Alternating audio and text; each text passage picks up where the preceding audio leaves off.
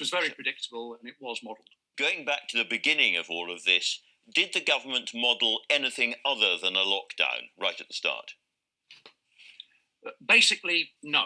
And that is a worry, because when we started modelling this way back in March, before the first lockdown, it was very apparent from the work that my group did and many other groups did that all a lockdown ever did is defer the problem. It solves an immediate crisis because it reduces transmission quickly, but it doesn't actually solve the problem in the long term. It doesn't make the virus go away.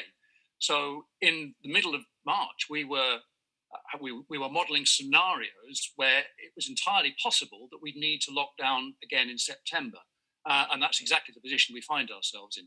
Lockdown just defers the problem, it doesn't solve it. So that implies that there was only ever one option being looked at by ministers seriously, which was the lockdown. The next question is, when they were looking at the lockdown, were they modelling the economic consequences of it and the consequences for other health problems of the lockdown?